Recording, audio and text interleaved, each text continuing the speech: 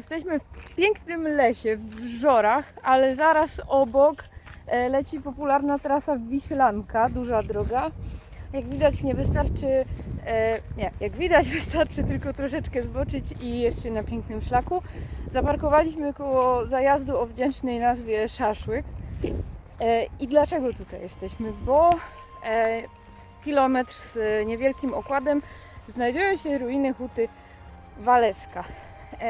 Waleska była córką Franza Winklera, czyli tak naprawdę twórcy miasta Katowice wraz z Richardem Holce i Friedrichem Grundmannem. Właśnie Franz Winkler był w tej trójcy, która przyczyniła się do uprzemysłowienia Katowic. No a Waleska była jego córką i kontynuowała zresztą dzieło swojego ojca, jeżeli chodzi o uprzemysławianie Śląska. I z kolei była też matką Ewy von Tille-Winkler, matki Ewy, którą znacie z Ostoi Matki Ewy, może z Miechowic. Kiedyś o niej trochę więcej opowiedziałam już. No i więcej powiem za chwilę. Te malownicze lasy są w istocie jedną z kolebek hutnictwa w tym zakątku Śląska, gdyż ta dziedzina przemysłu wykształcała się tutaj już od XVIII wieku.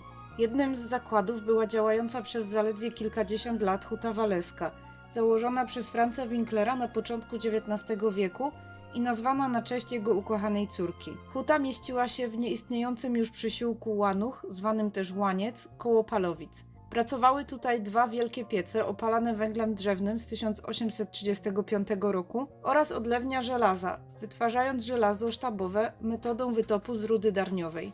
Zakład działał do 1855 roku.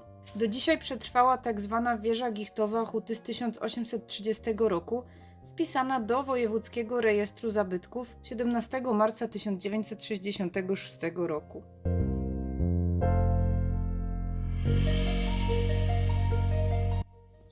Ruiny huty to brzmi bardzo szumnie, ale ja Was lubię zaskakiwać i chodzi mi o to.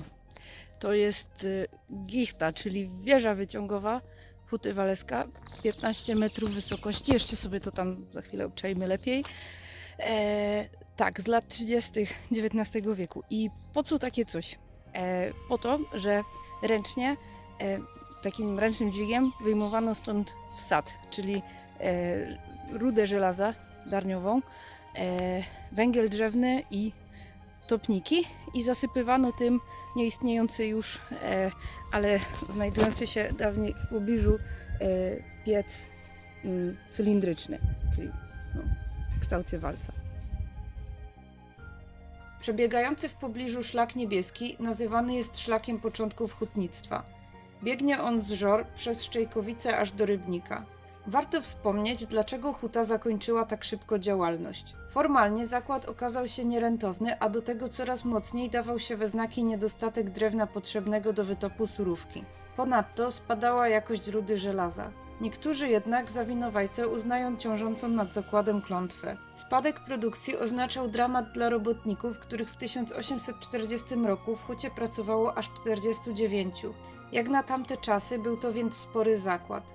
Było to dawno temu, a prawa pracownika miały dopiero zaistnieć.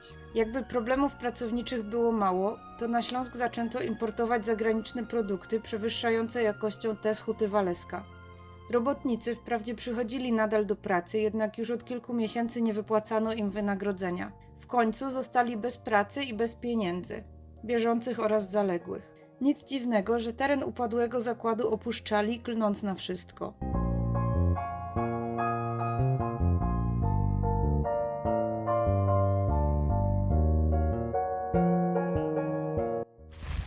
Myślę, że jeżeli ktoś śledzi moje poczynania na socialach, czy na fejsie, czy na Insta, czy tutaj na YouTubie, no to już się nauczył, że dla mnie termin leśne skarby to już dawno przestały być na przykład grzyby czy owoce, chociaż nadal nimi są, ale właśnie są to takie perełki pozostałe w lesie, jak ta gichta, albo pokazywałam Wam też ruiny po kopalni Szczęście Beaty, albo zatopioną kopalnię Bibiela. Także w lesie trzeba mieć definitywnie oczy i uszy szeroko otwarte.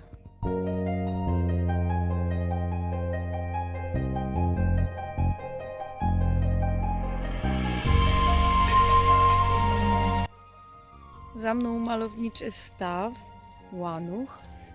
A jeszcze Wam powiem, że mimo tego, że tutaj jest taka sielska atmosfera, to podobnież nad tą hutą ciążyła klątwa. I to taka, że aż 2 piętra w dół osiadło. Jest bardzo dużo ludzi. Podobno jako ostatni z huty wyszedł stary kulawy hutnik. Odchodząc, splunął przez ramię i powiedział, że już lepiej byłoby, gdyby to miejsce zapadło się pod ziemię. Nazajutrz do zakładu wrócili cieśle, chcąc odebrać swoje narzędzia. Bardzo się zdziwili, gdy zobaczyli, że w ciągu jednej nocy gichta ugrzęzła w ziemi na głębokość 2 pięter. Okazuje się, że w legendzie może być sporo prawdy. Teren, na którym znajdowała się huta, był grząski, a istnieje spora szansa, że podłoże budynku nie zostało w sposób należyty zabezpieczone. Warto też wspomnieć, że w latach 40. XIX wieku na Śląsku odnotowano kilka ciekawych zjawisk, które najprościej można określić jako trzęsienia ziemi.